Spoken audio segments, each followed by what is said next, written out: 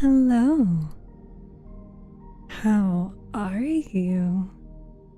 Congratulations, StephTsu, on being first in chat, or correctly, redeeming first in chat. Welcome. Congratulations. I surprised you? I'm sorry, I didn't mean to scare you. It was not my intention. Although, you know, Halloween is tomorrow. It's very fitting. Hello, Han. Let me get all of our hellos. If my screen can stop bugging out, that would be fantastic.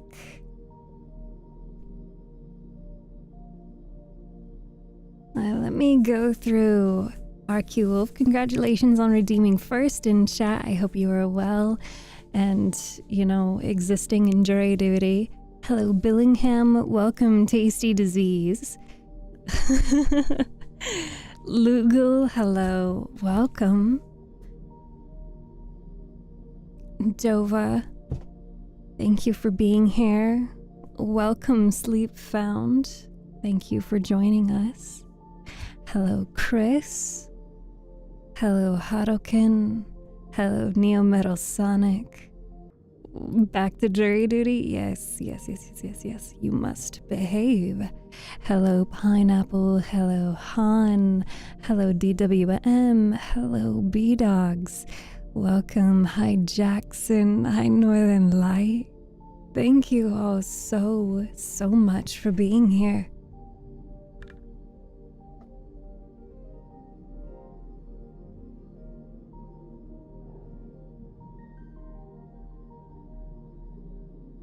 Okay, why does my screen keeps acting up?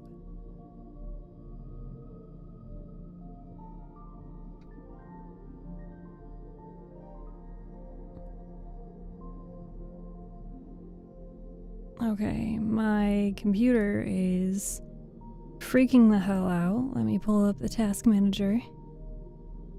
I don't know if you guys are seeing it on your end, but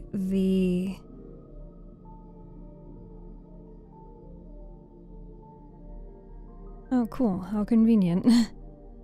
Oh, for fuck's sake. I tried to move Task Manager to the correct screen and it just completely messed up my OBS. This is ridiculous.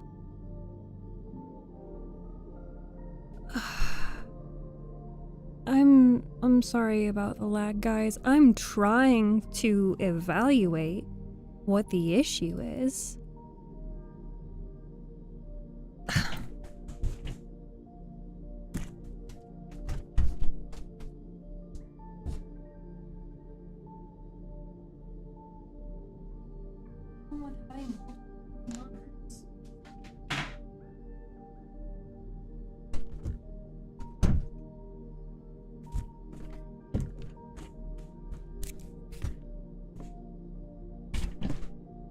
Oh. Well, I see what the problem is now. You're not early. I've time skipped. Yes, you time skipped. I see what the problem is, and I'm going to have to... Oh no, you're kidding me? This program doesn't have the ability to pause? Are you kidding me? I can't even tell you guys what was happening in the background, because it's supposed to be a surprise. Are you kidding me? Anyway, changing gears. Ignore that. Don't mind me. Hello. Let's get that music back up.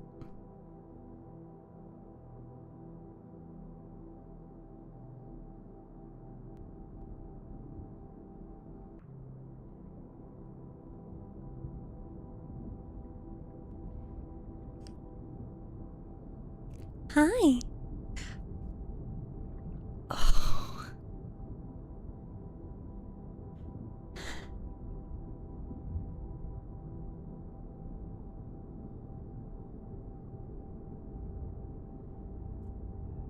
Never mind, I guess I'm not allowed to have hands.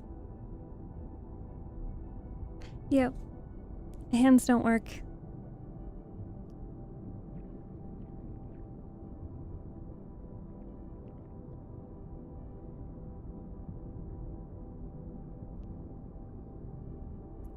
Okay. Thank you, French fries, for the compliment.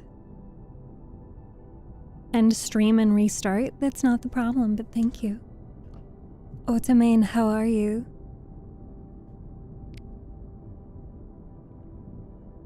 No, my hands just aren't working. It's very fun. You're bleeding. Dova, why are you bleeding? A hands-free day? I mean, if you say it like that, I'm a little... this is a little suspicious. Don't you think?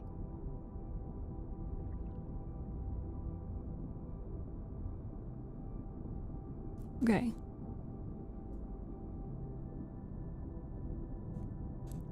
God, I hate the hand tracking in this program. It's terrible.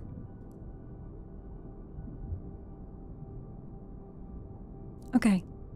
There we go. I don't know exactly what you're asking, Chris, but I'm a little concerned.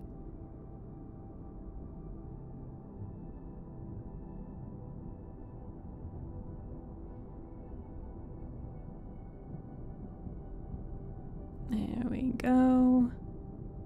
This one, chroma key, yes. That color, yes. Okay.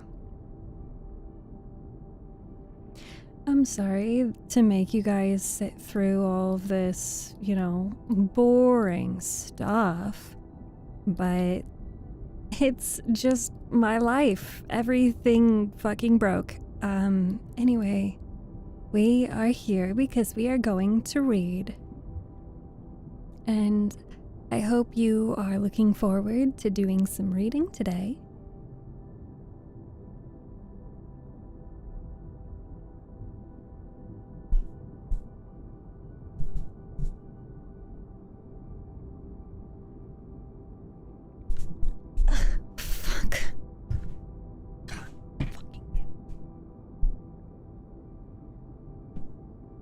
God forbid literally anything goes smoothly right now.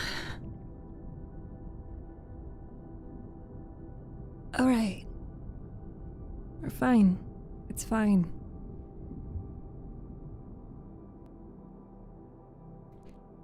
It's fine. It's fine.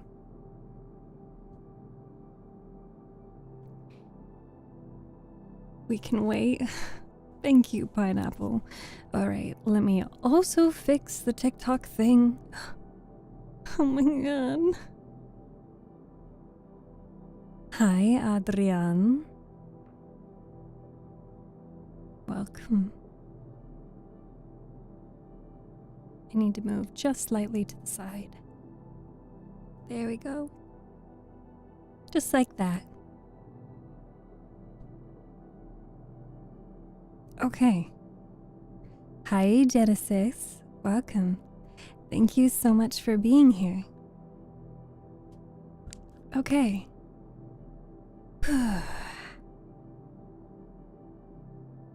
Okay. Why are you always saying it in Spanish? Do you not like that? Do you want me to call you Adrian?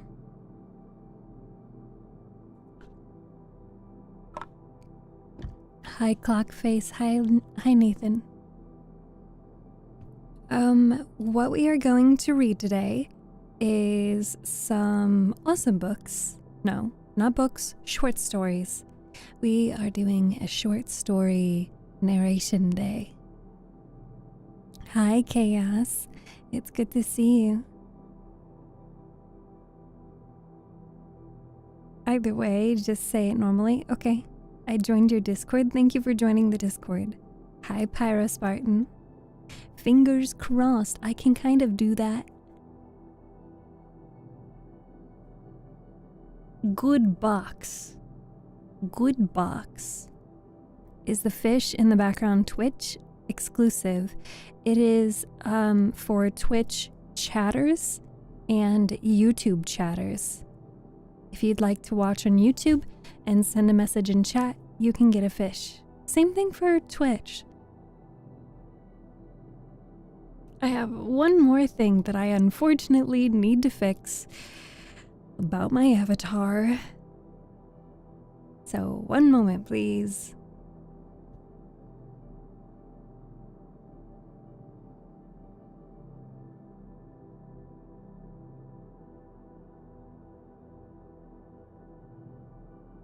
I don't know why she's like this. Like, girl, why are you like this? Just chill. Ah. That's why. So let me fix that. All right. Fixed. Now if I switch to... We rob money, then we invest money, and then gamble the money. Don't rob or gamble. Hi, Milo. You're gonna gamble in the casino on Saturday. Okay. I hope you have fun and that you don't lose a lot of money. Pineapple, you are absolutely welcome to ask. Hi, Casson. What's wrong today? I don't hear or see anything so far. What do you mean? You can't hear or see stream? It's coming through, the audio and stuff is coming through for others. I can't help, I'm confused. Genesis asks, how are you doing? I'm doing well. For the most part. Overall, I'm doing good. Today, unfortunately, and for the past few days, I have not been doing well. I have been bedridden. For those who have been here, you know that I have a chronic illness. If you'd like to learn more about that, there's information in the Twitch panels. Hi, Quizori. Can you accept my friend request? On which platform? If I win big, I'll give you a donation. You don't have to, and I certainly don't expect it. Oh, Captain Jack Black, thank you so much for resubscribing. Oh, on TikTok, okay. I don't really accept friend requests on TikTok unless I know the person, like the person is a friend or a moderator and I don't know you. Quizori, I hope you're having a lovely day. And Leaf in the Wind, thank you for the compliment. I hope you enjoy listening. We are going to get into reading, starting with one story that was requested by the one, the only, and the very lovely Dewey. Oh, okay, you don't see or hear anything wrong. I understand what you're saying now, Chaos. Alright. We are going to begin with Cask of Amontillado.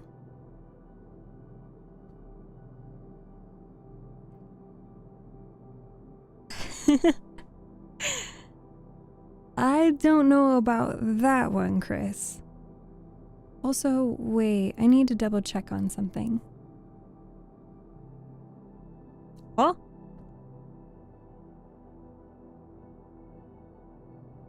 Here, I do this. I see. Yep, it's exactly what I thought. Another thing that I need to fix. Oh, can you believe it? It's crazy.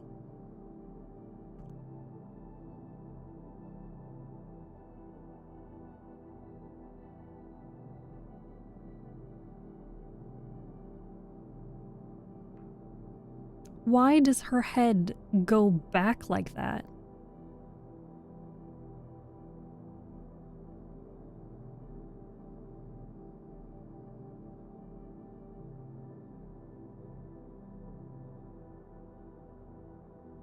Why does it do that?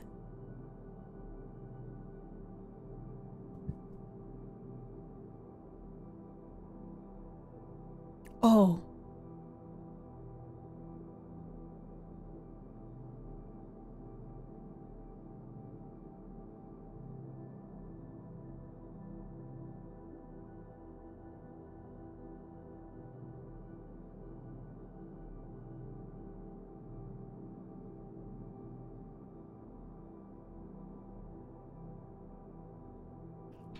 I don't know, man. I don't know. I just work here. I don't know how any of this works, and I don't know why. But anyway, we're here to read. So, we're gonna start with The Cask of Amontillado.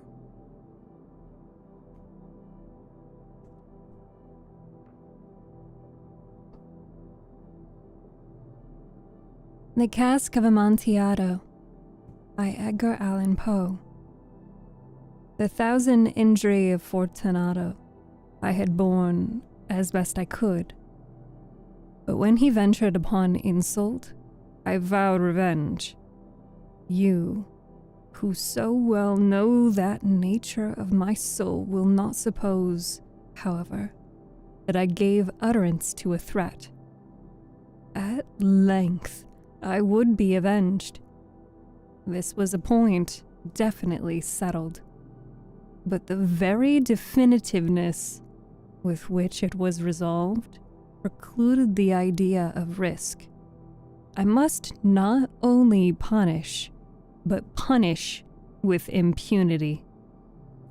A wrong so unredressed, when retribution overtakes its redresser, it is equally unredressed when the avenger fails to make himself felt as such to him who has done the wrong. It must be understood that neither by word nor deed had I given Fortunato cause to doubt my goodwill. I continued, as was my wont, to smile in his face, and he did not perceive that my smile now was at the thought of his immolation. He had a weak point, this Fortunato. Although, in other regards, he was a man to be respected and even feared. He prided himself on his connoisseurship in wine. Few Italians have the true virtuoso spirit. For the most part, their enthusiasm is adopted to suit the time and opportunity to practice imposture upon the British and Australian millionaires. In painting and geometry, Fortunato, like his countrymen, was a quack. But in the matter of old wines, he was sincere. In this respect, I did not differ from him materially. I was skillful in the Italian vintages myself and bought largely whenever I could. It was about dusk one evening during the supreme madness of the Carnival season that I encountered my friend. He accosted me with excessive warmth, for he had been drinking much. The man wore motley. He had on a tight-fitting party-striped dress, and his head was surmounted by the conical cap and bells. I was so pleased to see him that I thought I should never have done wringing his hand. I said to him, "My dear Fortunato, you are luckily met. How remarkably well you are looking today. But I have received a pipe of what passes for Amontillado, and I have my doubts." "How?" said he. "Amontillado? A pipe? Impossible. And in the middle of the Carnival?" "I have my doubts," I replied, "and I was silly enough to pay the full Amontillado price without consulting you in the matter. You were not to be found, and I was fearful of losing a bargain. Amontillado? I have my doubts. Amontillado. And I must satisfy them. Amontillado? As you are engaged, I am on my way to Luchese. If anyone has a critical turn, it is he. He will tell me, Luchese cannot tell Amontillado from sherry. And yet some fools will have it that his taste is a match for your own. Come, let us go. Whither? To your vaults. My friend, no, I will not impose upon your good nature. I perceive you have an engagement, Luchese. I have no engagement. Come. My friend, no, it is not the engagement, but the severe cold with which I perceive you are afflicted. The vaults are insufferably damp. They are encrusted with nitre. Let us go, nevertheless. The cold is merely nothing. Amontillado! You have been imposed upon. As for Luchese, he cannot distinguish sherry from Amontillado. Thus speaking, Fortunato possessed himself of my arm, putting on my mask of black silk, and drawing a recolère closely of my person. I suffered him to hurry me to my palazzo. There were no attendants at home. They had absconded to make merry in honor of the time. I had told them that I should not return until the next morning, and had given them explicit orders not to stir from the house. These orders were sufficient, I well knew, to ensure their immediate disappearance, one and all, as soon as my back was turned. I took from their sconces 2 flambeaux, and giving one to Fortunato, bowed him through several suites of rooms to the archway that led into the vaults. I passed down a long and winding staircase, requesting him to be cautious as he followed. We came at length to the foot of the descent, and stood together on the damp ground of the catacombs of the Montresors. The gait of my friend was unsteady, and the bells upon his cap jingled as he strode.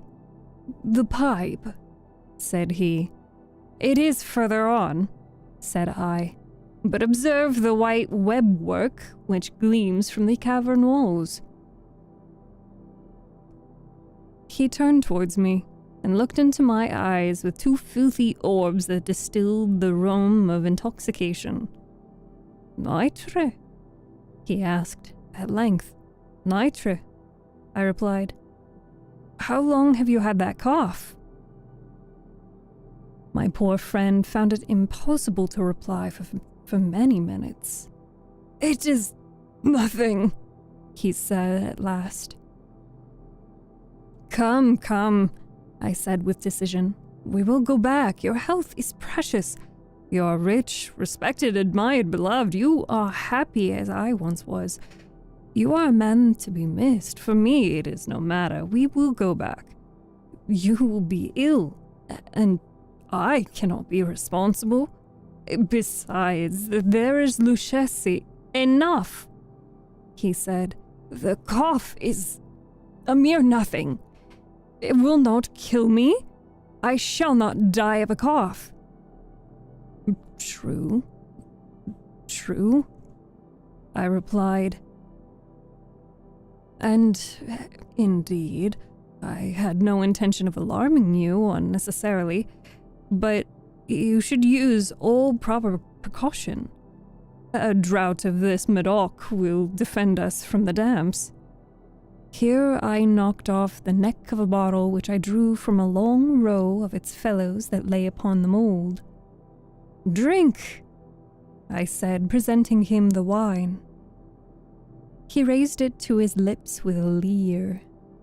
He paused and nodded to me familiarly, while his bells jingled. Drink, he said, to the buried that repose around us. And I to your long life. He took my arm, and we proceeded. These vaults, he said, are extensive. The Montresors, I replied, were a great and numerous family. I forget your arms. A huge human foot door in the field d'azur. The foot crushes a serpent, rampant, whose fangs are embedded in the heel. And the motto, Nemo me impune laci. Good, he said. The wine sparkled in his eyes, and the bells jingled. My own fancy grew warm with the Medoc. We passed through walls of piled bones, with casks and puncheons intermingling, into the inmost recesses of the catacombs. I paused again, and this time I made bold to seize Fortunato by an arm above the elbow. The nitre, I said. See, it increases. It hangs like moss upon the vaults. We are below the river's bed. The drops of moisture trickle among the bones. Oh, come, we will go back ere it is too late. Your cough, it is nothing, he said. Let us go on. But first, another draught of the Medoc. I broke and reached him a flagon of de Grave. He emptied it in a breath. His eyes flashed with a fierce light. He laughed and threw the bottle upwards with a gesticulation I did not understand. I looked at him in surprise. He repeated the movement, a grotesque one. You do not comprehend, he said. Not I replied. Then you are not of the Brotherhood. How? You are not of the Masons. Yes, I said. Yes. You? Impossible. A Mason? A Mason, I replied. A sign, he said. A sign. It is this, I answered, producing a trowel from beneath the folds of my requelaire. You jest, he exclaimed, recoiling a few paces. But let us proceed to the Amontillado.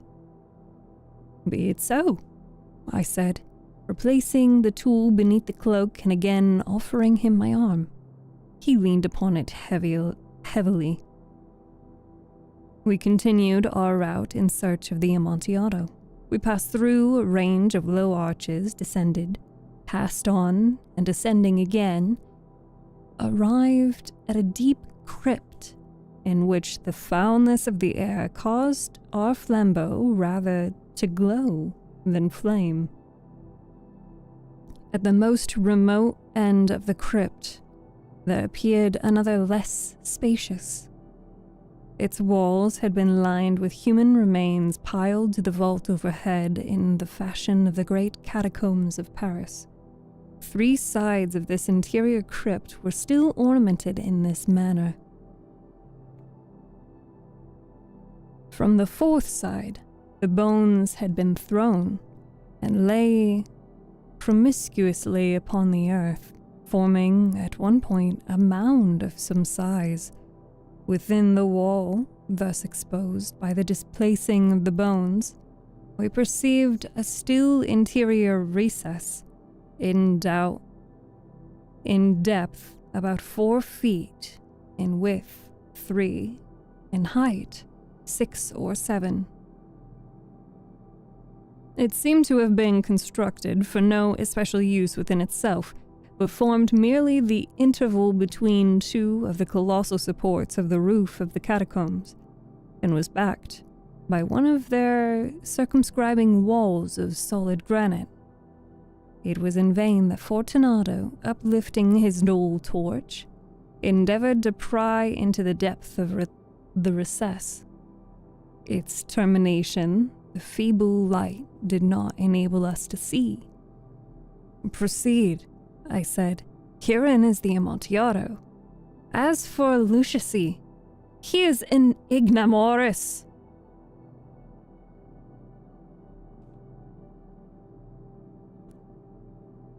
Ignoramus? Ignoramus. "He is an ignoramus," interrupted my friend, as he stepped unsteadily forward, while I followed immediately at his heels. In an instant, he had reached the extremity of the niche, finding his progress arrested by the rock, stood stupidly bewildered. A moment more, and I fettered him to the granite. In its surface were 2 iron staples, distant from each other, about 2 feet, horizontally. From one of these depended a short chain, from the other a padlock. Throwing the links about his waist, it was but the work of a few seconds to secure it.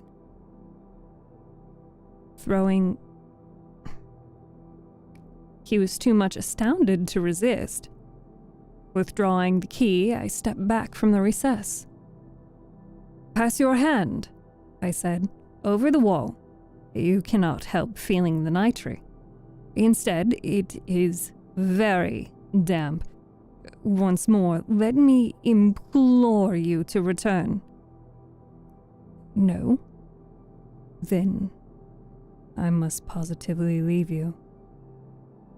"But I must first render you all the little attentions in my power." "The Amontillado!" ejaculated my friend, not yet recovered from his astonishment. "True," I replied, "the Amontillado." I said these words as I busied myself among the pile of bones of which I have before spoken. Throwing them aside, I soon uncovered a quantity of building stone and mortar. With these materials and with the aid of my trowel, I began vigorously to wall up the entrance of the niche. I had scarcely laid the first tier of masonry when I discovered that the intoxication of Fortunato had in a great measure worn off. The earliest indication I had of this was a low moaning cry from the depth of the recess. It was not the cry of a drunken man. There was then a long and obstinate silence. I laid the second tier, and the third, and the fourth. And then I heard the furious vibrations of the chain. The noise lasted for several minutes, during which, that I might hearken it with the more satisfaction, I ceased my labors and sat down upon the bones. When at last the clanking subsided, I resumed the trowel and finished without interruption the 5th, the 6th, and the 7th tier. The wall was now nearly upon a level with my breast.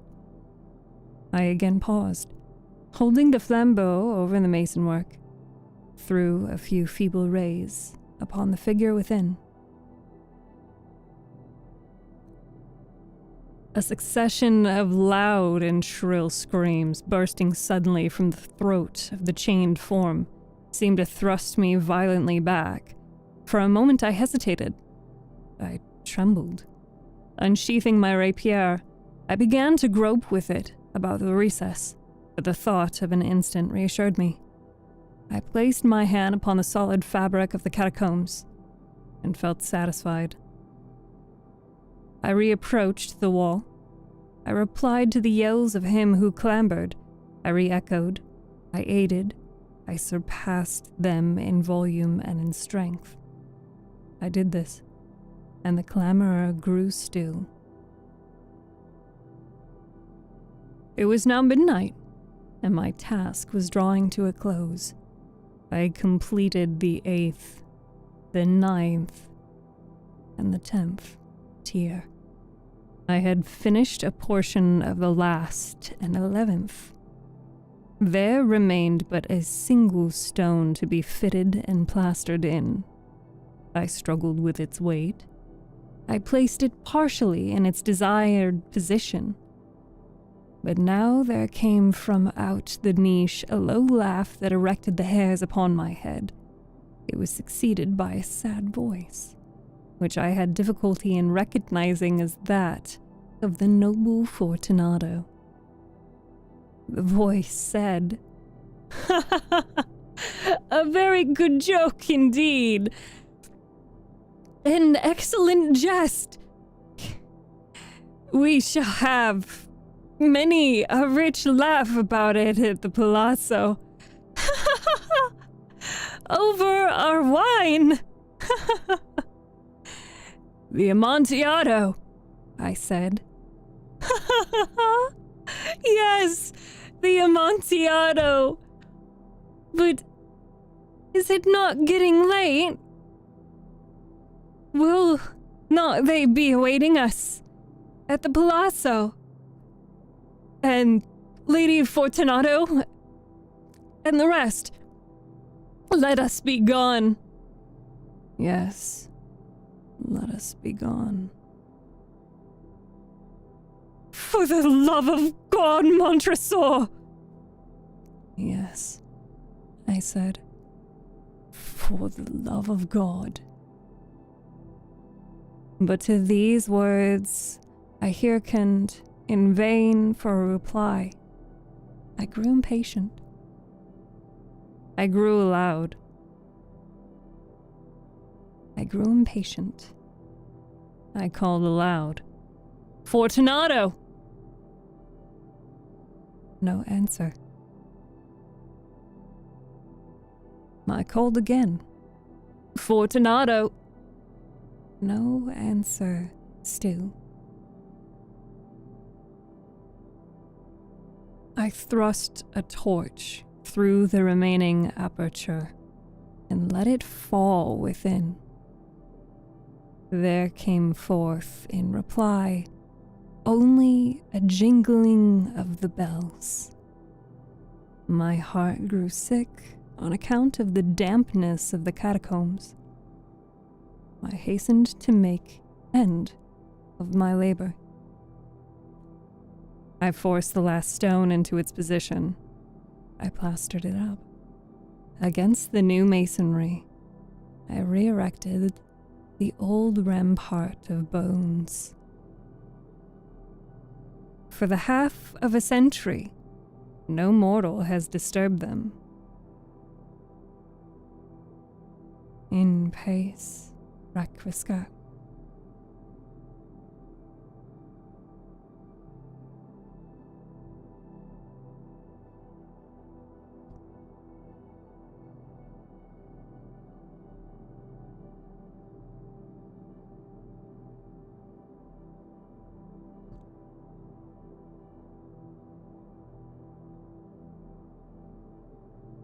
And that was the cask of Amontillado.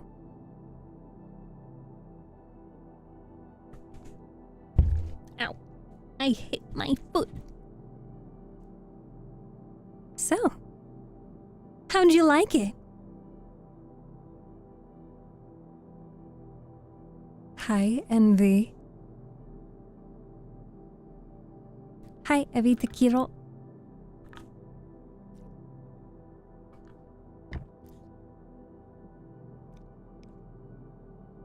Absolute cinema. Cinema.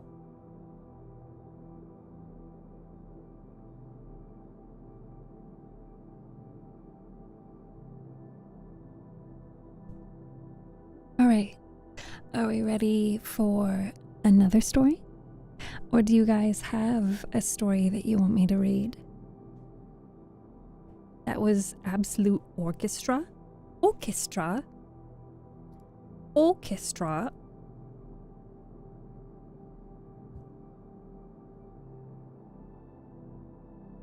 Yes, another. Why, I guess I shall give you another.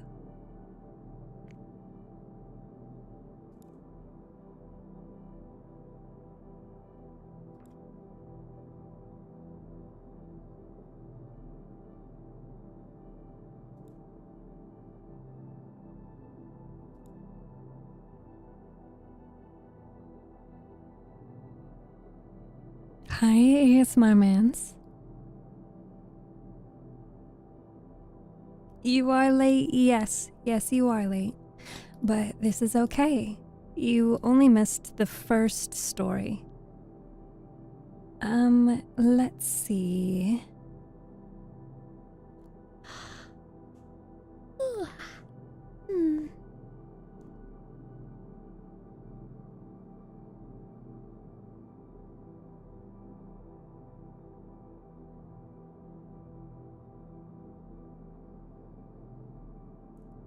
Hmm. Let's see. You're just backwards early. I love you. I love you. Thank you for the hydrates, and I love you too, Dova. However, we actually do have a redeem for chaos of siren singing. Are you guys ready for some siren singing? Do we want to do siren singing right now, or do we want to refund chaos?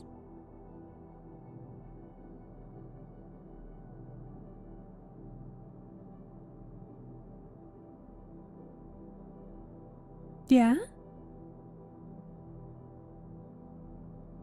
Do people want siren singing? Does TikTok chat know what siren singing is?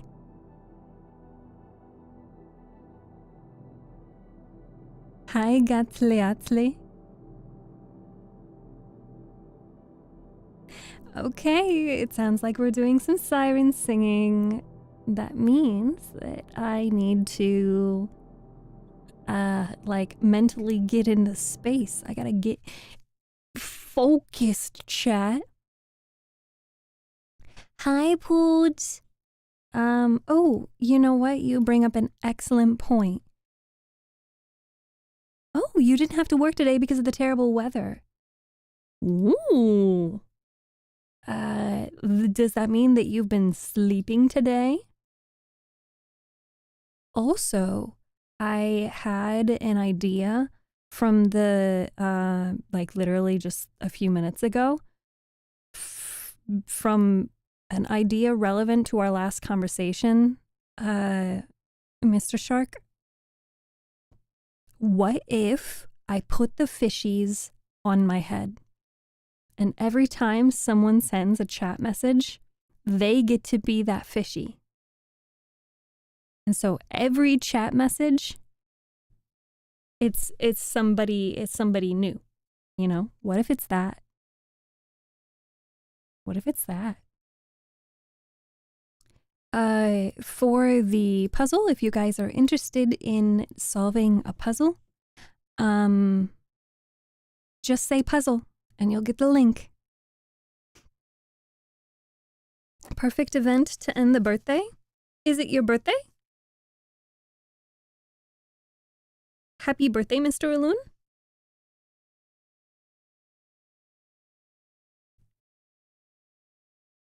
Imagine how rapidly it will change. Actually, my chat gets really dead. My chat gets pretty dead pretty often, especially because people will go to sleep or they'll tab out and they'll work on stuff and they just listen to stream. It would also increase engagement because then people want to have their name on the fishy. Can we get some happy birthdays from Mr. Iloon in Twitch chat?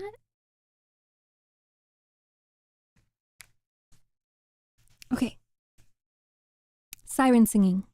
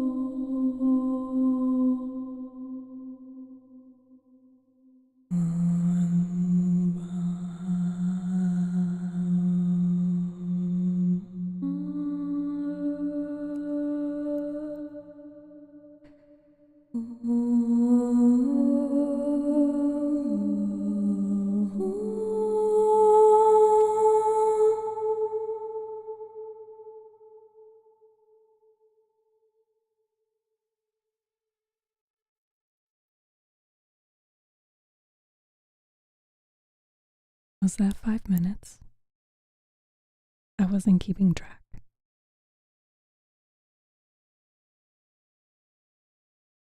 Hi, Tim. It's good to see you. I would probably spend more time in my upper register, but I don't think my voice is prepared enough to sing high notes. But if nobody picked it up, I sang Halo like twice. Hi, Polish, hello. Puzzle, yes, you can solve the puzzle. How do you have so much air capacity?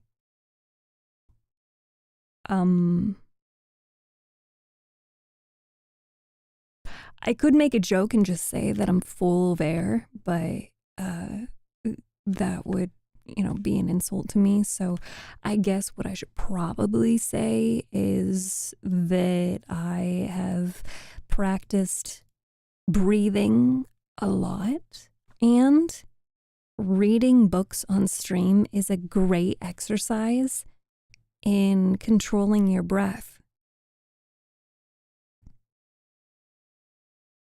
Also, if nobody picked it up, I've also been thinking of Phantom of the Opera, and so I was singing one of those songs. For some reason, it's been stuck in my head.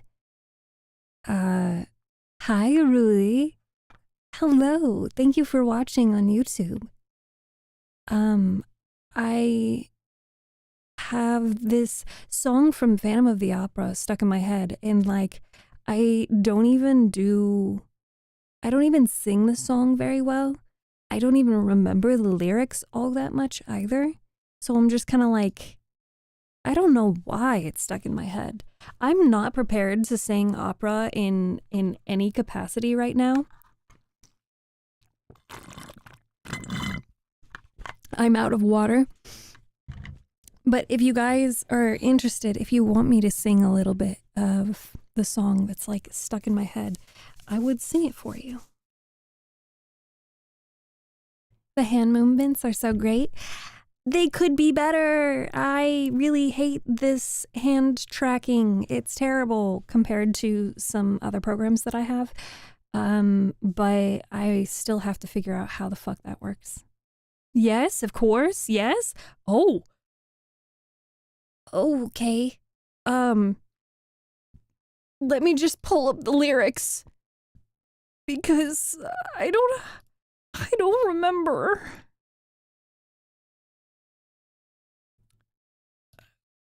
Wishing you were somehow here. Wishing you were somehow.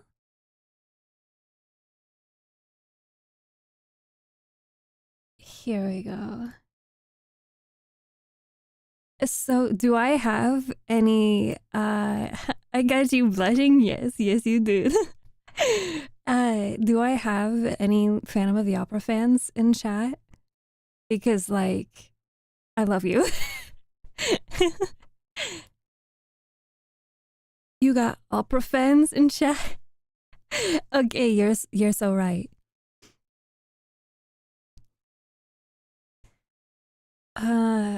I don't know that I can play it. And I don't know that I want to sing it without any, but okay, you guys are getting this out of me. Okay. You were once here. Let me see if I can use. I've got a small amount of reverb on this one. Yeah. Maybe this one. I think they're both the same. They might both be the same. I go to the opera twice a year. Heimliedongglom. Love theater. Now, I used to sing every song in Phantom of the Opera. Every time I played the movie, I am a fan of the movie. My record is watching it 11 times in one day. Posture chat. Oh, fuck. I have to go again. Well, happy birthday, Mr. Loon, and I hope you have a lovely sleep. The best part about theater is that I always fall asleep.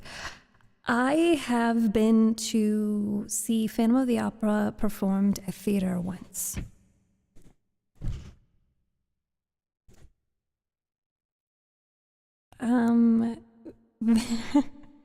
So the part that like I keep remembering and singing in my car is the passing bells and sculpted angels, but like always in the wrong verse, you know?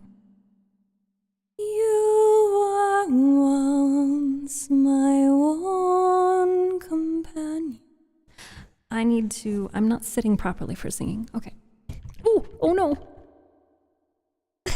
Sorry, I forgot that my shelf is not connected to the wall.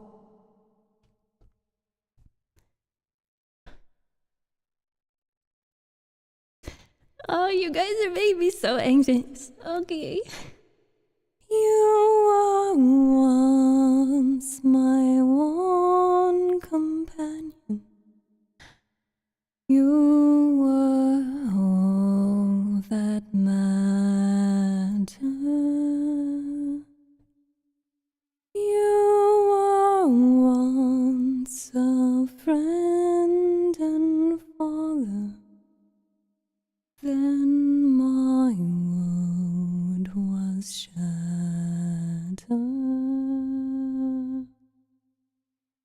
Wishing you were somehow here again. Wishing you were somehow near. Sometimes it seemed if I just dreamed, somehow you'd be here. Wishing I could hear. I forget the.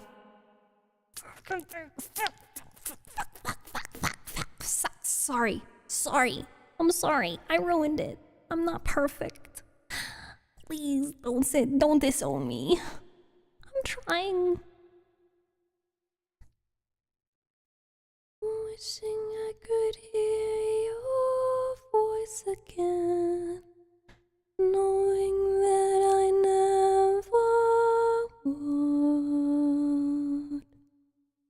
Dreaming of you won't help me to do all that you dreamed I could. I sing bells and sculpted angels, cold and monumental.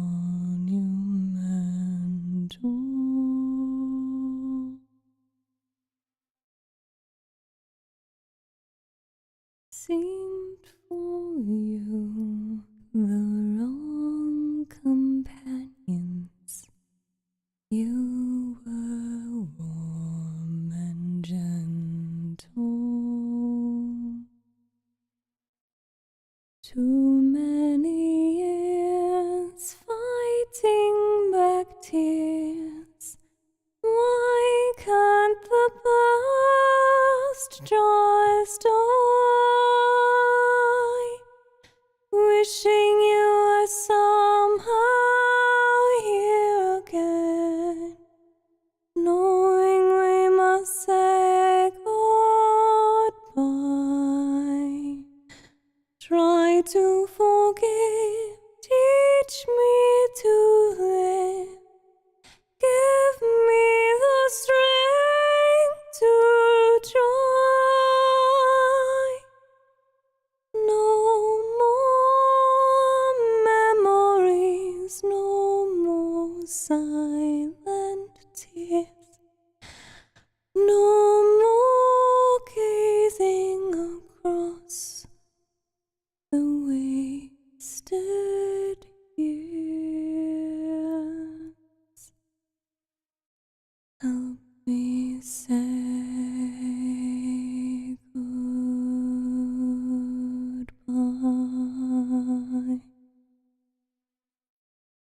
Help me say goodbye.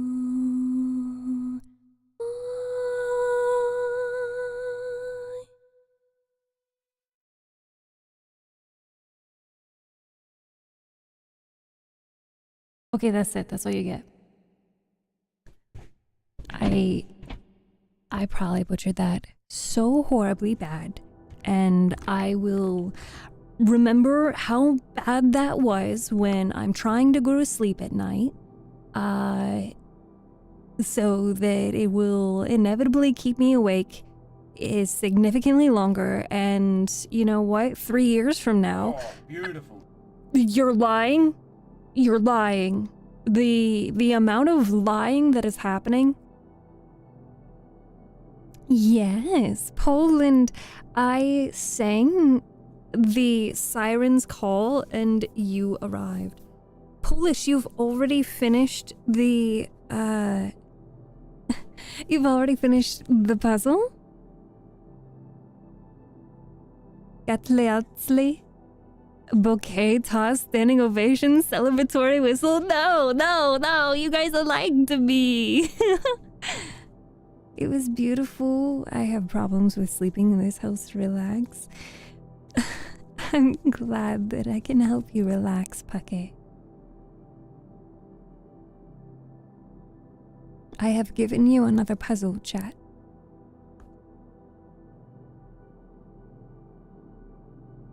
Mere mortals like us could do nothing but like such melody. I don't know about that. I don't know about that. because you are all very capable people. Why are my arms in my face? No, no, no, don't clap, no, no, no, no. You're going to make me blush. No.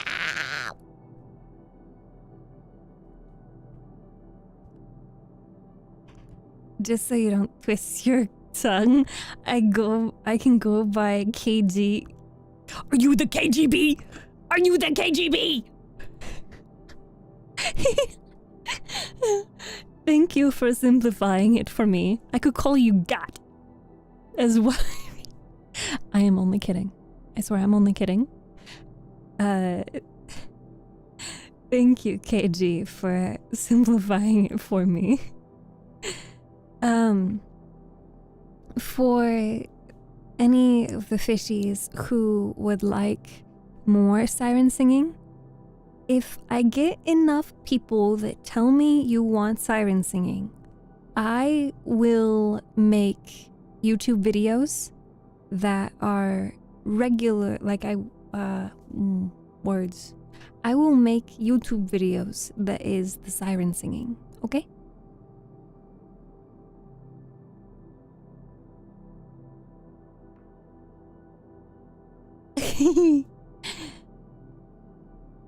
You're all cuties. You're all cutie patooties.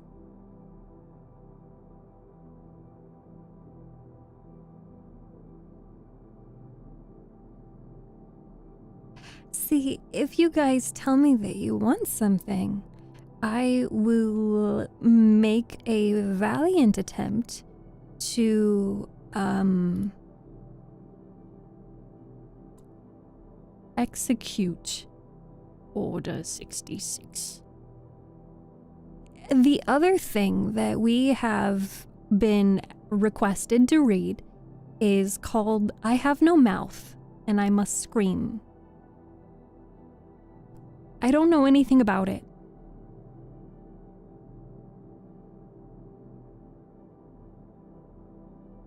But yeehaw, I guess. Hi, King. It's good to see you. How are you? Uno reverse? Oh, I guess you're reading now, Haruken. You know, I'm curious if this... Would you guys like me? Would you like it if I read with an echo? Medicated and a lot better. Well, I accept you in all forms. And I hope that you are hydrated. I hope that you have been eating enough food. I hope that you are well today of many days. That mayhaps you will have a full night of sleep. Hi, Snake. Thank you for being here. Stay hydrated, unlike someone I know. Who? Where? Steph, use echo for when the character AM. Now, do they? I guess they are called AM because it is capitalized A and capitalized M.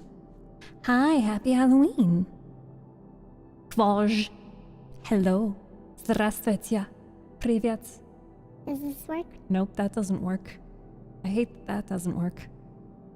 Why does that not work? Does this work? No, that does not work. AM, like I have no mouth and I must scream? Yes, exactly, that is the title of this. I have no mouth and I must scream by Harlan Ellison. I wanted to stop in and say hi.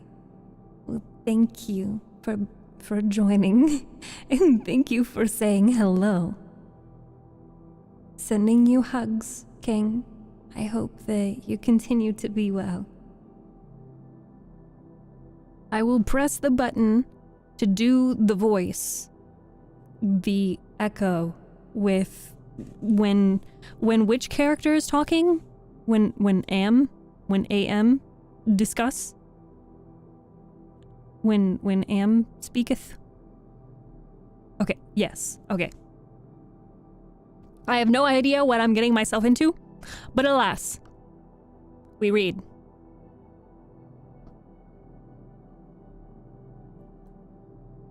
I have no mouth, and I must scream. By Harlan Ellison. Limp, the body of Gorister hung from the pink pallet, unsupported, hanging high above us in the computer chamber, and it did not shiver in the chill, oily breeze that blew eternally through the main cavern. The body hung head down, attached to the underside of the pallet by the sole of its right foot. It had been drained of blood through a precise incision made from ear to ear under the lantern jaw. There was no blood on the reflective surface of the metal floor. When Gorister joined our group and looked up at himself, it was already too late for us to realize that. Once again, AM had duped us, had had its fun. It had been a diversion on the part of the machine. 3 of us had vomited, turning away from one another in a reflex as ancient as the nausea that had produced it. Gorister went white. It was almost as though he had seen a voodoo icon and was afraid of the future. What do you mean?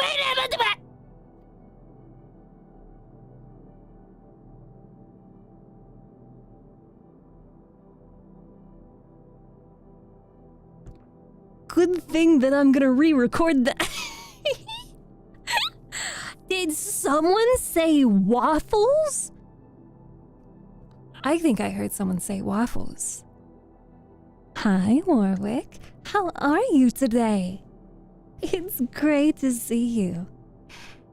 Thank you so much for joining today. Welcome, Raiders. Welcome. You're doing good. I'm very glad to hear that. I hope that you hydrate and that you get your nammies and all of the things that you need to do. If you have to raid and run, it is perfectly okay. But I must express my many thanks. Thank you so much for sharing your community with me, and thank you so much for stopping in on this fine, lovely day. Happy pre-Halloween to you. What were you doing today? How was your stream? Look, I'm a fish. Yes, you are a fish. Anybody that joins the chat and just sends a chat message, it does not have to be anything amazing. You don't even have to say hi. You could just send an emote. You get a fishy in the background. Hi, Rainy. Hi, Pingu. Let's see. Hi, Midoriel. Hi, Hanot. Hello, Grumpy German. Welcome. Hi, Rockcore. Hello. I saw the movie the other day and it was incredible. I've never been introduced to what are we reading? I Have No Mouth and I Must Scream. It's late here, so no worries. We did Escape Simulator too, and it was a lot of fun. I'm glad that you had fun. Please get your eepies and your sleepies and your namis, and don't forget to stay hydrated. Thank you so much for the raid. I got the Steph Likes Me voice. Of course, Rakor. I thought it might be that when I saw I am mentioned. Yeah. I'm trying to tell Steph it's not AM, it's am. I asked that. Well, welcome everyone, and thank you so much for joining. If you would like your fishy to jump around in the background, you can send a chat message. If you would like to turn on and off the lights, ! Lights. If you would like to solve a puzzle, you can just say the word puzzle. and you get a puzzle to solve. Just remember to let me know when the puzzle is done, and I'll give you a new one. It's Am. I have learned. You silly Billy. Okay, fine, I am silly. But hello, if you don't know me, my name is Steph. I read books and stories on stream, and we go for very chill, relaxed, sometimes a little goofy vibes. But without further ado, have you played the game? I have not. But we are going to restart the reading because I read it wrong. It's not AM, it's Am.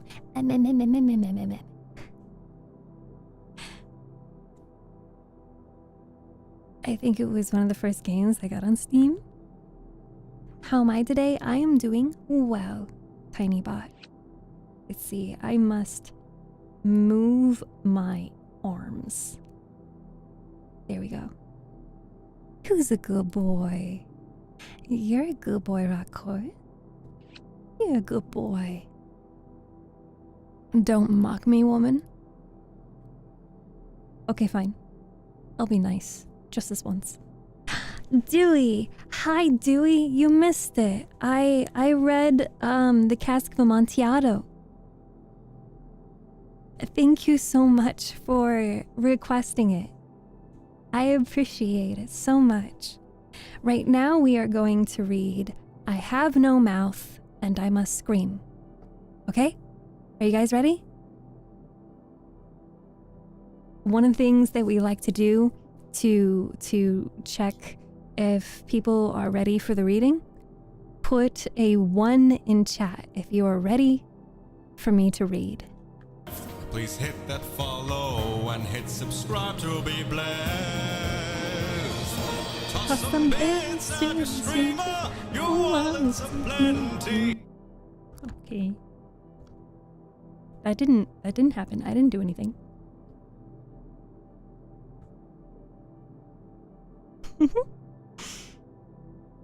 "17, I think Dewey is extremely ready for the reading."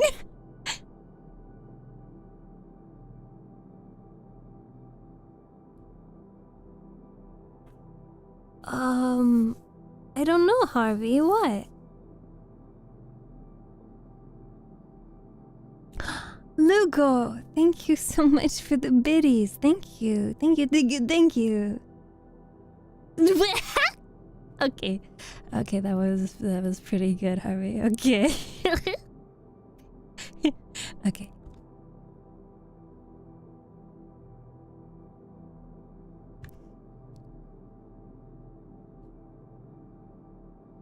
I Have No Mouth and I Must Scream by Harlan Ellison. Limp, the body of Gorister hung from the pink pallet, unsupported, hanging high above us in the computer chamber, and it did not shiver in the chill, oily breeze that blew eternally through the main cavern. The body hung head down, attached to the underside of the pallet by the sole of its right foot. It had been drained of blood through a precise incision made from ear to ear under the lantern jaw. There was no blood on the reflective surface of the metal floor. When Gorister joined our group and looked up at himself, it was already too late for us to realize that, once again, Am had duped us, had had its fun. It had been a diversion on the part of the machine.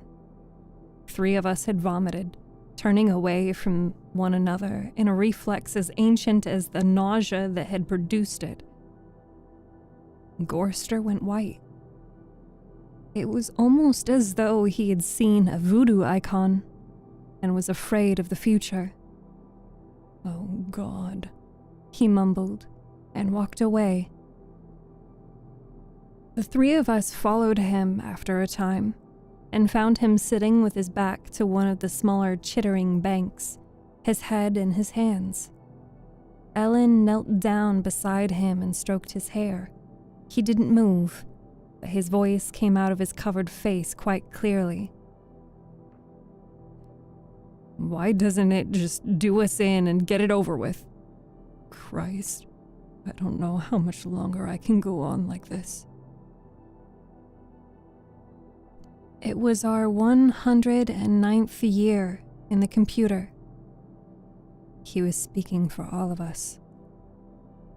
Nimdok, which was the name the machine had forced him to use because Am amused itself with strange sounds, was hallucinating that there were canned goods in the ice caverns.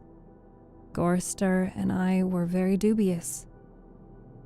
It's another shuck, I told them, like the goddamn frozen elephant Am sold us. Benny almost went out of his mind over that one. We'll hike all that way and it'll be putrefied or some damn thing. I say forget it. Stay here. It'll have to come up with something pretty soon or we'll die. Benny shrugged. 3 days it had been since we'd last eaten. Worms. Thick. Ropey. Nimdok was no more certain. He knew there was a chance. But he was getting thin. It couldn't be any worse there than here. Colder, but that didn't matter much. Hot, cold, hail, lava, boils, or locusts, it never mattered. The machine masturbated and we had to take it or die. Ellen decided us. I gotta have something, Ted. Maybe there'll be some Bartlett pears or peaches? Please, Ted. Let's try it. I gave in easily. What the hell? Mattered not at all. Ellen was grateful, though. She took me twice out of turn. Even that had ceased to matter. And she never came, so why bother? But the machine giggled every time we did it. Loud up there, back there, around us, he snickered. It snickered. Most of the time, I thought Am was it, without a soul. But the rest of the time, I thought of it as him, in the masculine, the paternal, the patriarchal. For he is a jealous people. Him. It. God as Daddy the deranged. We left on a Thursday. The machine always kept us up to date on the date. The passage of time was important. Not to us, sure as hell, but to him, it, Am. Thursday. Thanks. Nimdok and Gorster carried Ellen for a while, their hands locked in their own and each other's wrists. A seat. Benny and I walked before and after, just to make sure that, if anything happened, it would catch one of us and at least Ellen would be safe. Fat chance. Safe. Didn't matter. It was only 100 miles or so to the ice caverns. And the second day, when we were lying out under the blistering sun thing he had materialized, he sent down some mana. Tasted like boiled boar urine. We ate it. On the third day, we passed through a valley of obsolescence, filled with rusting carcasses of ancient computer banks. Am had been as ruthless with its own life as with ours. It was a mark of his personality. It strove for perfection.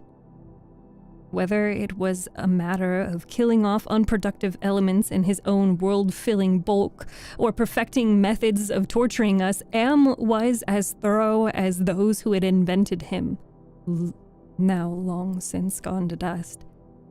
could ever have hoped. There was light filtering down from above, and we realized we must be very near the surface, but we didn't try to crawl up to see. There was virtually nothing out there. Had been nothing that could be considered anything for over 100 years. Only the blasted skin of what had once been the home of billions. Now there were only 5 of us.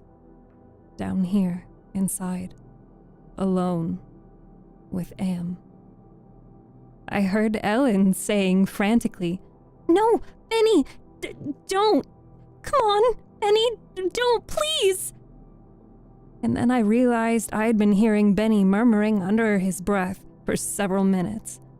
He was saying, I'm gonna get out. I'm gonna get out. Over and over. His monkey-like face was crumbled up in an expression of beatific delight and sadness all at the same time. The radiation scars Am had given him during the festival were drawn down in a massive pink-white puckerings, and his features seemed to work independently of one another. Perhaps Benny was the luckiest of the 5 of us.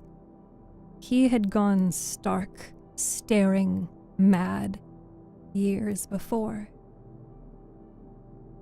But even though we could call Am any damn thing we liked, could think the foulest thoughts of fused memory banks and corroded base plates, of burnt circuits, and shattered control bubbles, a machine would not tolerate our trying to escape. Benny leaped away from me as I made a grab for him. He scrambled up the face of a smaller memory cube, tilted on its side and filled with rotted components. He squatted there for a moment, looking like the chimpanzee Am had intended him to resemble. Then he leaped high, caught a trailing beam of pitted and corroded metal, and went up with it, hand over hand, like an animal, till he was on a girded ledge 20 feet above us. Oh, Ted Nimdok, please get him. Help him. Get him down before... She cut off. Tears began to stand in her eyes. She moved her hands aimlessly. It was too late. None of us wanted to be near him when whatever was going to happen happened. And besides, we all saw through her concern. When Am had altered Benny during the machine's utterly irrational, hysterical phase, it was not merely Benny's face the computer had made like a giant ape's. He was big in the primates. She loved that. He was big in the privates. She loved that. She serviced us, as a matter of course, but she loved it from him. Oh, Ellen, pedestal Ellen, pristine, pure Ellen. Oh, Ellen the clean. Scum, filth. Gorster slapped her. She slumped down, staring up at poor, loony Benny. And she cried. It was her best defense. It was her big defense, crying. We had gotten used to it in the 75 years earlier. Gorster kicked her in the side. Then the sound began. It was light, that sound. Half sound, half light. Something that began to glow from Benny's eyes and pulsed with growing loudness. Dim sonorities that grew more gigantic and brighter as the light sound increased in tempo. It must have been painful, and the pain must have been increasing with the boldness of the light, the rising volume of the sound, for Benny began to mewl like a wounded animal. At first, softly, when the light was dim and the sound was muted, then louder as his shoulders hunched together, his back humped as though he was trying to get away from it. His hands folded across his chest like a chipmunk's, his head tilted to the side, his sad little monkey face pinched in anguish. And he began to howl as the sound coming from his eyes grew louder. Louder. And louder. I slapped the sides of my head with my hands, and I couldn't shut it out. It cut through easily. The pain shivered through my flesh like tinfoil on a tooth, and Benny was suddenly pulled erect. On the girder, he stood up, jerked to his feet like a puppet. The light was now pulsing out of his eyes in two great round beams. The sound crawled up and up some incomprehensible scale, and then he fell forward, straight down, and hit the plate steel floor. The crash. He lay there jerking spastically as the light flowed around and around him, and the sound spiraled up and out of normal range. Then the light beat its way back inside his head. The sound spiraled down, and he was left lying there, crying piteously. His eyes were two soft, moist pools of pus-like jelly. Am had blinded him. Gorster and Nimdok and myself, we turned away, but not before we caught the look of relief on Ellen's warm, concerned face.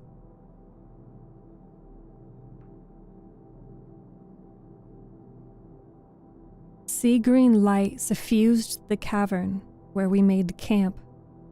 Am provided punk, and we burned it, sitting huddled around the wan and pathetic fire, telling stories to keep Benny from crying in his permanent night. "What does Am mean?" Gorster answered him. We had done this sequence 1,000 times before, but it was Benny's favorite story. At first, it meant Allied Master Computer, and then it meant Adaptive Manipulator, and then later on it developed sentience and linked itself up, and they called it an aggressive menace. But by then it was too late, and finally called itself AM, Emerging Intelligence. And what it was meant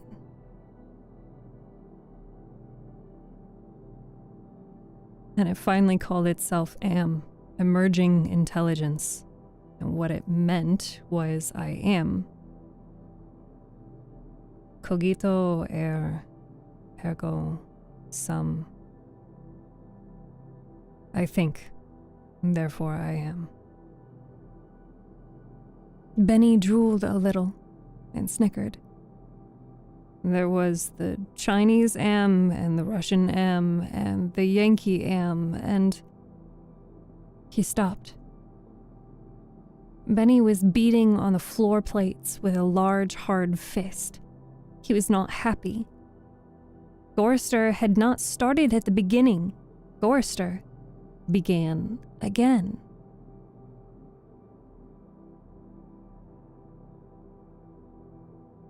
The Cold War started and became World War III and just kept going. It became a big war, a very complex war, so they needed the computers to handle it.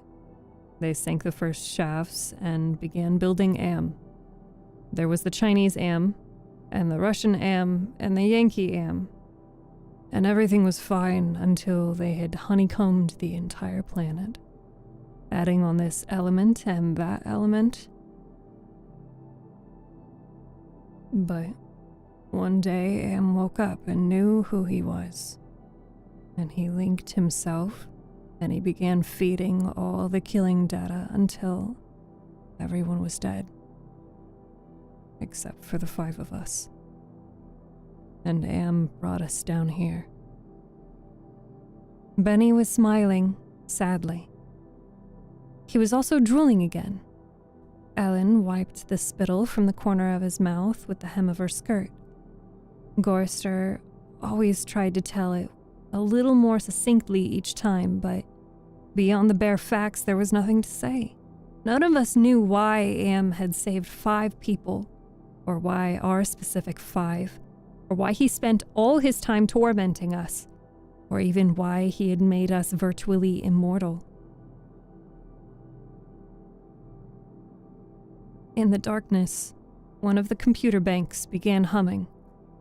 The tone was picked up half a mile away down the cavern by another bank. Then one by one, each of the elements began to tune itself, and there was a faint chittering as thought raced through the machine. The sound grew, and the lights ran across the faces of the consoles like heat lightning. The sound spiraled up till it sounded like a million metallic insects, angry, menacing. What is it? Ellen cried. There was terror in her voice. She hadn't become accustomed to it, even now. "It's going to be bad this time," Nimdok said. "He's going to speak." Gorster said. "I know it." "Let's get the hell out of here," I said suddenly, getting to my feet. "No, Ted, sit down. What if he's got pits out there, or something else we can't see? It's too dark." Gorster said it with resignation. Then we heard, I don't know, something moving toward us in the darkness. Huge, shambling, hairy, moist. It came toward us. We couldn't see it, but there was the ponderous impression of bulk heaving itself toward us. Great weight was coming at us out of the darkness, and it was more a sense of pressure, of air forcing itself into a limited space, expanding the invisible walls of a sphere. Benny began to whimper. Nimdok's lower lip trembled and he bit it hard, trying to stop it. Ellen slid across the metal floor to Gorster and huddled into him. There was the smell of matted, wet fur in the cavern. There was the smell of charred wood. There was the smell of dusty velvet. There was the smell of rotting orchids. There was the smell of sour milk. There was the smell of sulfur, of rancid butter, of oil slick, of grease, of chalk dust, of human scalps. Am was keying us. He was tickling us. There was the smell of... I heard myself shriek, and the hinges of my jaws ached. I scuttled across the floor, across the cold metal with its endless lines of rivets, on my hands and knees, the smell gagging me, filling my head with a thunderous pain that sent me away in horror. I fled like a cockroach, across the floor and out into the darkness, at something moving inexorably after me. The others were still back there, gathered around the firelight, laughing, their hysterical choir of insane giggles rising up into the darkness like thick, many-colored wood smoke. I went away quickly and hid. How many hours it may have been. How many days, or even years? They never told me. Ellen chided me for sulking, and Nimdok tried to persuade me it had only been a nervous reflex on their part, the laughing. But I knew it wasn't the relief of a soldier. I knew it wasn't the relief a soldier feels when the bullet hits the man next to him. I knew it wasn't a reflex. They hated me. They were surely against me, and Am could even sense this hatred, and made it worse for me because of the depth of their hatred. We had been kept alive, rejuvenated, made to remain constantly at the age we had been when Am had brought us below. And they hated me because I was the youngest, and the one Am had affected least of all. I knew. God, I knew. The bastards. And that dirty bitch, Ellen. Benny had been a brilliant theorist, a college professor. Now he was little more than a semi-human, semi-simian. He had been handsome. The machine ruined that. He had been lucid. The machine had driven him mad. He had been gay, and the machine had given him an organ fit for a horse. Am had done a job on Benny. Gorster had been a warrior. He was a Connie, a conscientious objector. He was a peace marcher. He was a planner, a doer, a looker ahead. Am had turned him into a shoulder shrugger, made him a little dead in his concern. Am had robbed him. Nimdok went off in the darkness by himself for long times. I don't know what it was he did out there. Am never let us know. But whatever it was, Nimdok always came back, white, drained of blood, shaking. Am had hit him hard in a special way, even if we didn't know quite how. And Ellen, that douchebag. Am had left her alone, had made her more of a slut than she had ever been. All her talk of sweetness and light, all her memories of true love, all the lies she wanted us to believe that she had been a virgin only twice removed before Am grabbed her and brought her down here with us. No, Am had given her pleasure even if she said it wasn't nice to do. I was the only one still sane and whole. Really, Am had not tampered with my mind, not at all. I only had to suffer what he visited down on us. All the delusions, all the nightmares, the torments, but those scum, all 4 of them, they were lined and arrayed against me. If I hadn't had to stand them off all the time, be on my guard against them all the time, I might have found it easier to combat Am. At which point it passed, and I began crying. Oh, Jesus, sweet Jesus. If there ever was a Jesus, and if there is a God, please, please, please let us out of here or kill us. Because at that moment, I think I realized completely, so that I was able to verbalize it. Am was intent on keeping us in his belly forever, twisting and torturing us forever. The machine hated us as no sentient creature had ever hated before, and we were helpless. It also became hideously clear, if there was a sweet Jesus and if there is a God, the God was Am.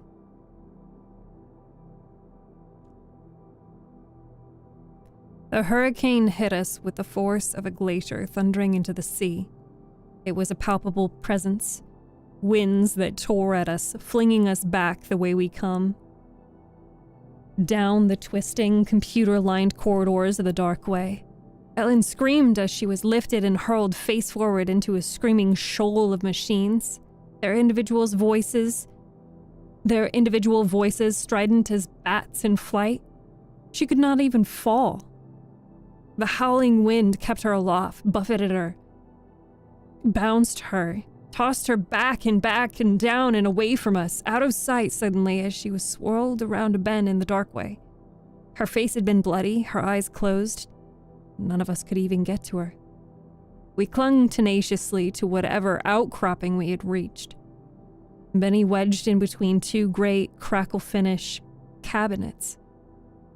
Nimdok with fingers claw-formed over a railing circling a catwalk 40 feet above us. Gorster plastered down plastered upside down against a wall niche, formed by two great machines with glass-faced dials that swung back and forth between red and yellow lines, whose meanings we could not even fathom. Sliding across the deck plates, the tips of my fingers had been ripped away.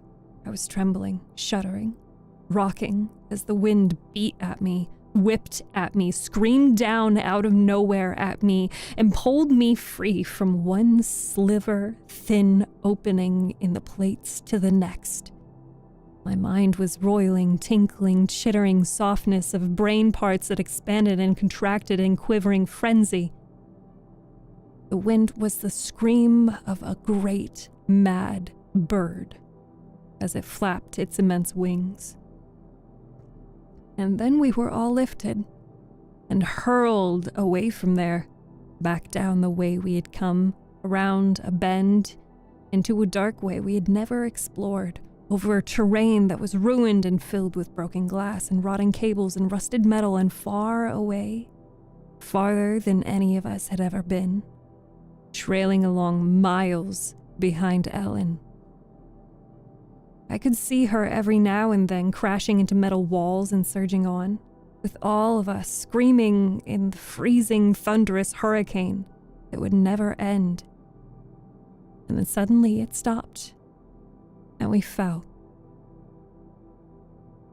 We fell. We had been in flight for an endless time. I thought it might have been weeks. We fell and hit, and I went through red and gray and black and heard myself moaning. Not dead.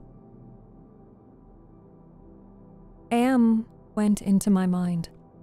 He walked smoothly here and there and looked with interest at all the pockmarks he had created in 109 years. He looked at the cross-routed and reconnected synapses and all the tissue damage his gift of immortality had included. He smiled softly at the pit that dropped into the center of my brain and the faint, moth-soft murmurings of the things far down there that gibbered without meaning, without pause. Am said, very politely, in a pillar of stainless steel, bearing bright neon lettering. Am said it with the sliding cold horror of a razor blade slicing my eyeball. Am said it with the bubbling thickness of my lungs filling with phlegm drowning me from within. Am said it with the shriek of babies being ground beneath blue-hot rollers. Am said it with the taste of maggoty pork. Am touched me in every way I had ever been touched and devised new ways at his leisure there inside my mind, all to bring me to full realization of why it had done this to the five of us, why it had saved us for himself. We had given Am sentience, inadvertently, of course, but sentience nonetheless. But it had been trapped. Am wasn't God. He was a machine. We had created him to think, but there was nothing it could do with that creativity. In rage, in frenzy, the machine had killed the human race, almost all of us, and still it was trapped. Am could not wander. Am could not wonder. Am could not belong. He could merely be. And so, with the innate loathing that all machines had always held for the weak, soft creatures who had built them, he sought revenge, and in his paranoia he had decided to reprieve five of us for a personal, everlasting punishment that would never serve to diminish his hatred, that would merely keep him reminded, amused, proficient at hating man, immortal, trapped, subject to any torment he could devise for us from the limitless miracles at his command. He would never let his he would never let us go. We were his belly slaves. We were all he had to do with his forever time. We would forever be with him, with the cavern-filling bulk of the creature machine, with the all-minded soulless world he had become. He was Earth, and we were the fruit of that Earth, and though he had eaten us, he would never digest us. We could not die. We'd tried it. We'd attempted. Oh, one or two of us had. But Am had stopped us. I suppose we had wanted to be stopped. Don't ask why. I never did. More than 1,000,000 times a day. Perhaps once we might be able to sneak a death past him. Immortal? Yes. But not indestructible. I saw that when Am withdrew from my mind and allowed me the exquisite ugliness of returning to consciousness, with the feeling of that burning neon pillar still rammed deep into the soft gray brain matter, he withdrew, murmuring to hell with you, and added brightly, "But then you're there, aren't you?"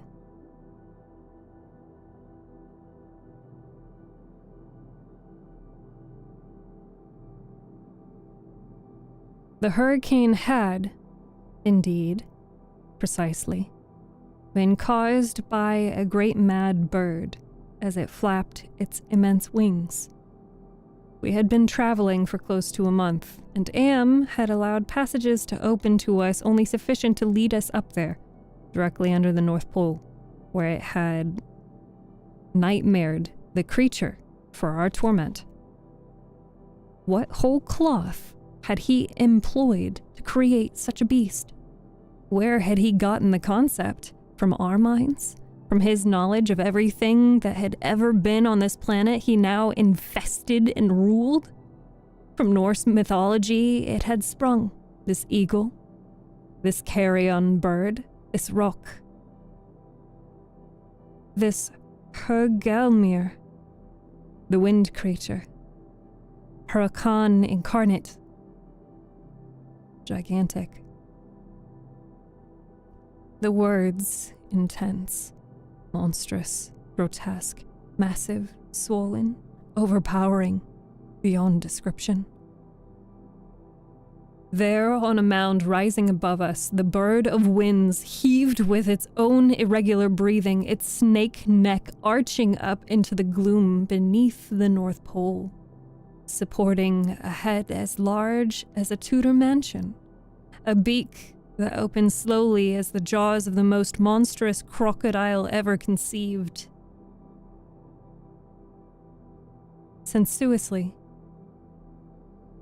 ridges of tufted flesh puckered about two evil eyes, as cold as the view down into a glacial crevasse, ice blue and somehow moving liquidly.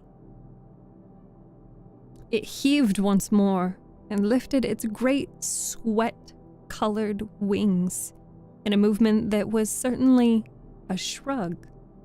Then it settled and slept.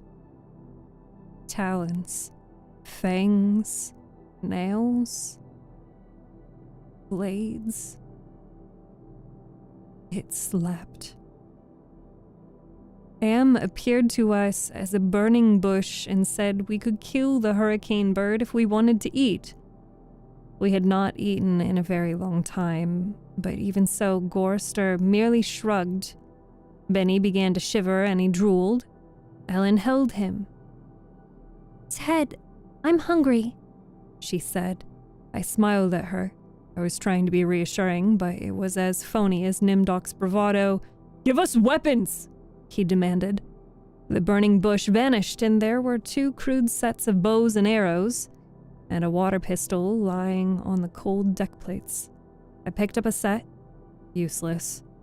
Nimdok swallowed heavily. We turned and started the long way back, The hurricane bird had blown us about for a length of time we could not conceive. Most of that time we had been unconscious, but we had not eaten. A month on the march to the bird itself without food. Now how much longer to find our way to the ice caverns and the promised canned foods? None of us cared to think about it. We would not die. We would be given filth and scum to eat, one kind or another, or nothing at all. Am would keep our bodies alive somehow, in pain and agony. The bird slept back there. For how long, it didn't matter. When Am was tired of its being there, it would vanish. But all that meat, all that tender meat. As we walked, the lunatic laugh of a fat woman rang high and around us, in the computer's chambers that led endlessly nowhere. It was not Ellen's laugh. She was not fat, and I had not heard her laugh for 109 years. In fact, I had not heard. We walked. I was hungry. We moved slowly. There was often fainting, and we would have to wait.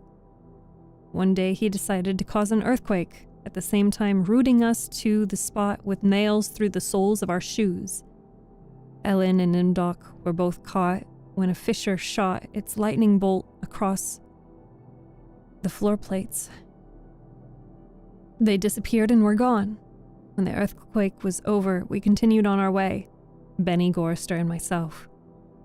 Ellen and Nimdok were returned to us later that night, which abruptly became a day, as the Heavenly Legion bore them to us with a celestial chorus singing, "Go down, Moses."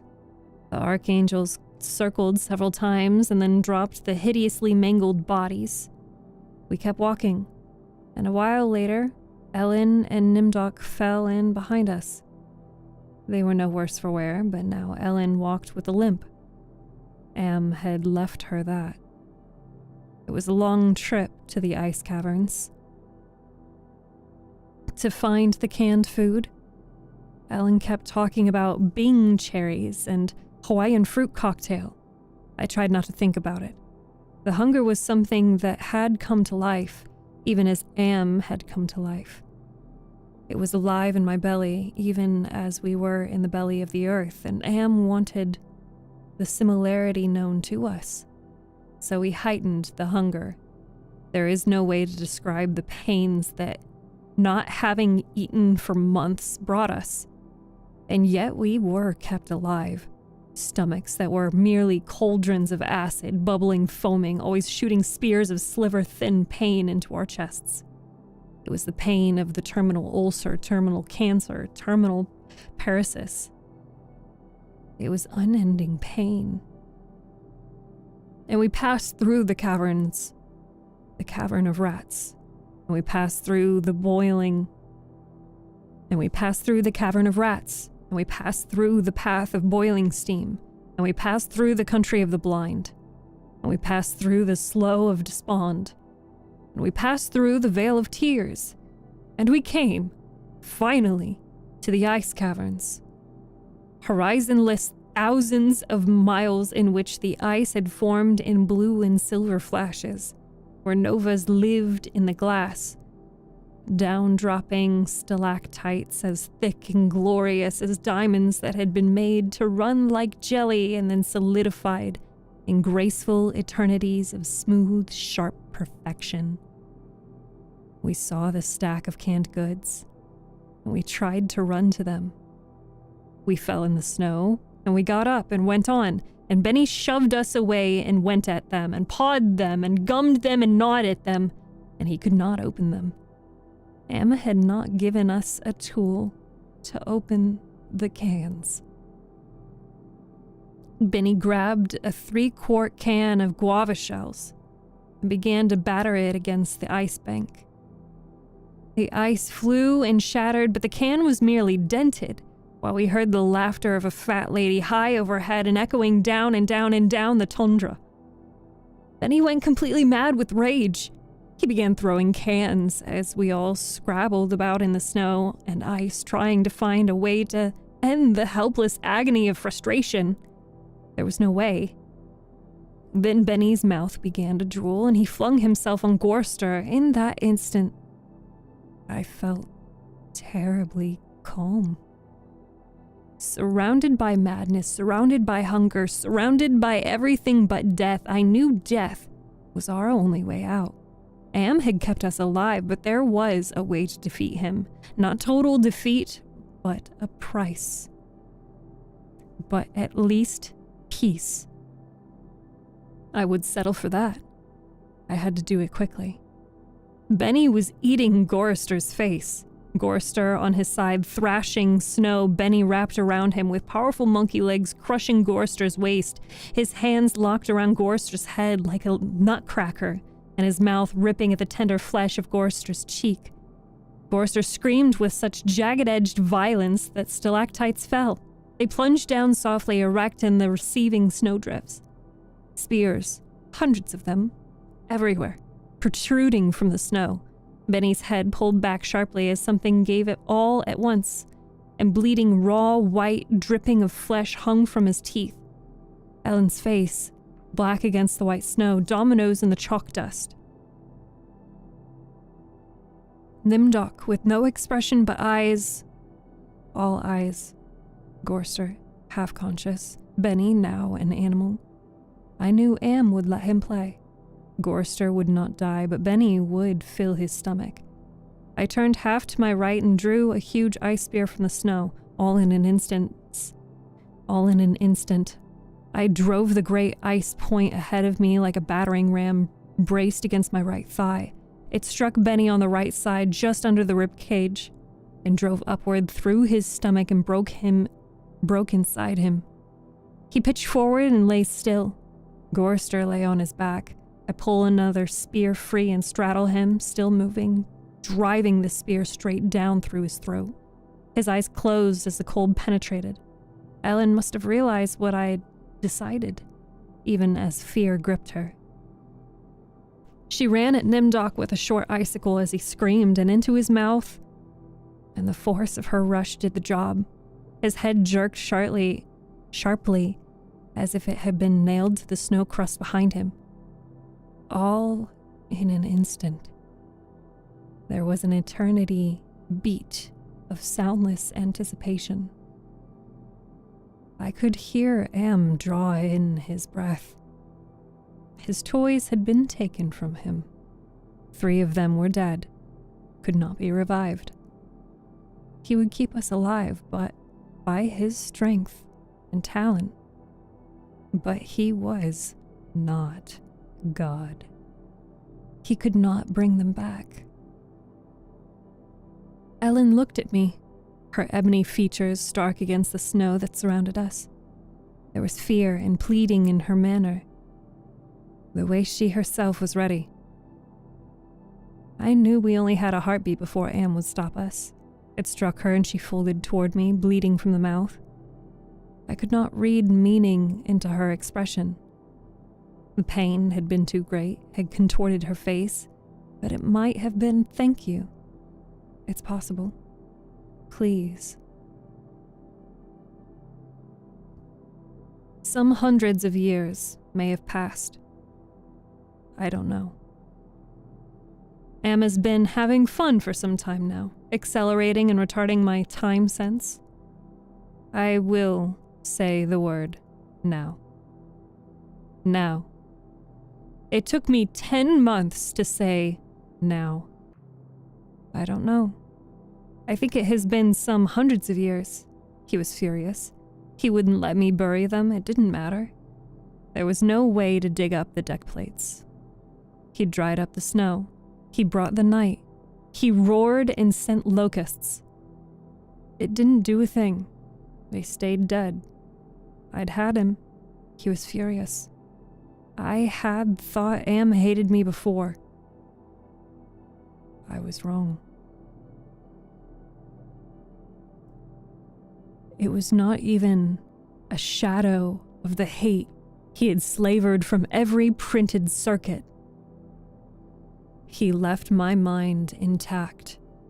I can dream, I can wonder, I can lament. I remember all 4 of them. I wish... Well, it doesn't make any sense now. I know I saved them. I know I saved them from what has happened to me, but still, I cannot forget killing them. Ellen's face. It isn't easy. Sometimes I want to. It doesn't matter. Am has altered me for his own peace of mind, I suppose. He doesn't want me to run at full speed into a computer bank and smash my skull, or hold my breath till I faint, or cut my throat with a rusted sheet of metal. There are reflective surfaces down here.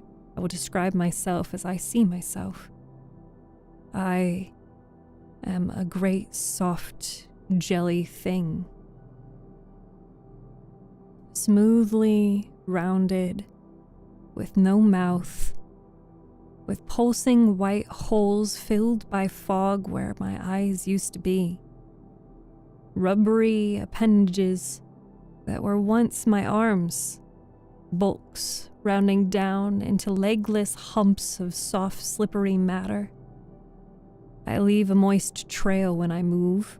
Blotches of diseased, evil gray come and go on my surface, as though light is being beamed from within.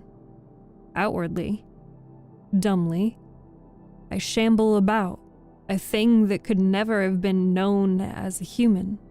A thing whose shape is so alien a travesty that humanity becomes more obscene for the vague resemblance. Inwardly, alone. Here, living under the land, under the sea, in the belly of Am, whom we created because our time was badly spent, and we must have known unconsciously that he could do better. At least the 4 of them are safe at last.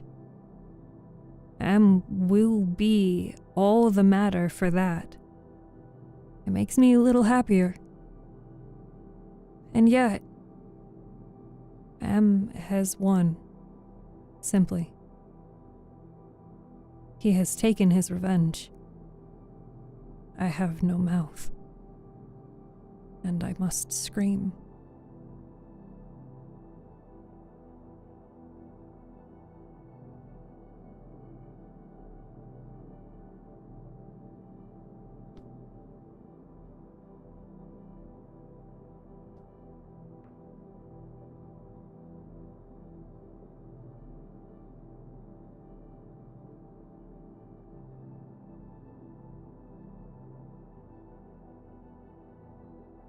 The end.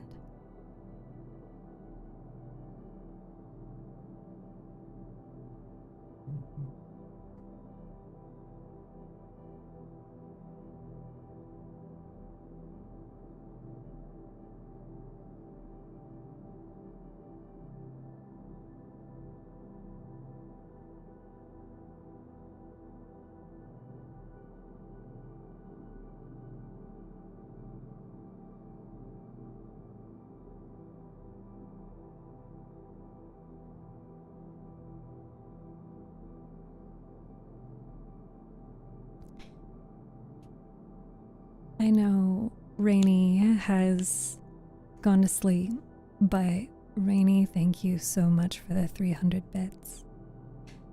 Hamster Cager, welcome. Thank you for joining us today. Hi Tuito. Hi Ghostbusters. Hi Chu.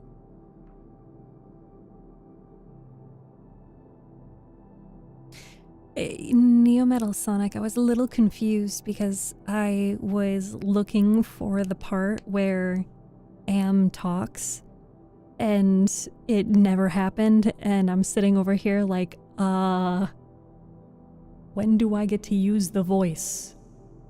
But I don't.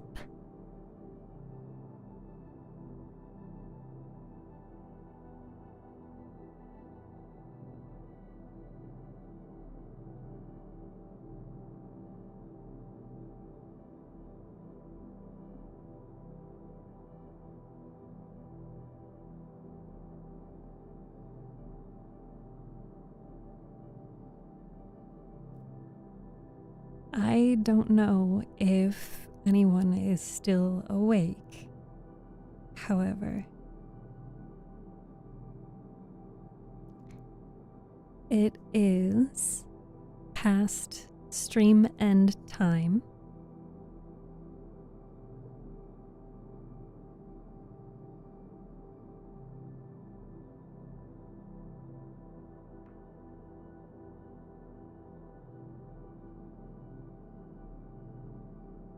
Do I speak a little Russian?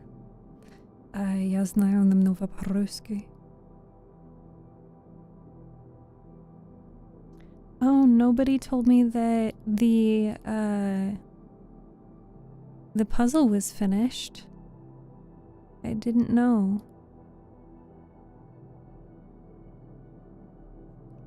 Let me go ahead and see if we have someone that we can raid into and spend time with today.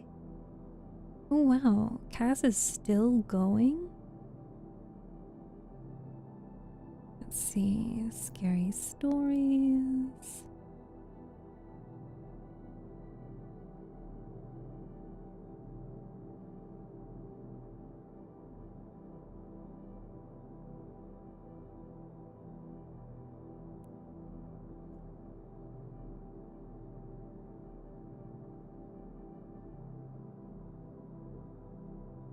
Okay.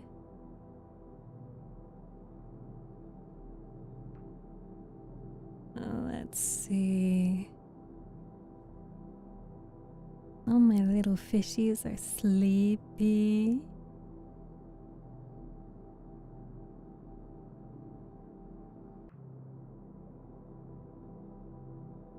Let's raid this person. This person reviews writing and things on stream. There was a puzzle. Yes, there was. I don't always share the puzzle view on the screen because I do like to reuse the VODs like visually, and it's having the puzzle in the bottom corner of the screen kind of, you know, it takes you out of the element, you know? I love your avatar. I'm glad you never changed it. Thank you. I'm glad you enjoy it. Do you have a costume for tomorrow? I do not, J-Dog. When did you learn to speak Russian? 2019. But my wonderful, beautiful fishies, this is a time where we say our good nights, our goodbyes, and our see you tomorrows. Hi, Angamon-san. I'm so sorry that I have to go. I don't get to hang out with you. I'm so sorry. Yes, and Shattered as well. I'm sorry, guys. But we are going to raid out. I am extremely hungry. I am so hungry that I've actually been able to hear my stomach growling while I was talking. Like, I could hear my stomach growling through my microphone while I was talking. So I'm gonna go get food, and then I've got some videos that I need to render, and I've got some videos that I need to edit, but I digress. If you are watching on Twitch, we are going to raid, so !raid, copy the raid message. We are going to raid into the Terrible Novelist. We haven't been to their community all that often, but please do give them some support and represent this community well. If you are not watching on Twitch, I highly recommend you join us, and if you don't feel like it, that's okay. Go into the link in my profile and join the Discord. You will get notified whenever I go live, and hey, in the Discord you'll actually get to hang out with us. I say us as the entire community. This is where all of our community members join regardless of which platform you are on. So if you would like to join us in a central location where you get to get the most up-to-date information and hangouts and movie nights, and right now we are running a poll on Discord in the announcements, highly recommend you join. So if you would, please join the Discord. And if you are watching on Twitch, we are going to raid. If you are not watching on Twitch, the stream is just going to end for you. I do hope that you will join us again tomorrow night at 6 p.m. Eastern Time Zone. We will be playing Spiritfarer, which is all about the relaxing music here on my channel, where I will still be doing the voice acting, the narrating, and chatting, and we will peacefully relax to the music. Welcome home, Yoshi. Thank you so much for joining us. Anywho, what do I always say? I don't remember. Don't forget to drink your water, eat your food, go outside, touch some grass, do some exercise, tell your friends and your family you love them because life is fragile, and take care of yourself. Have a good night.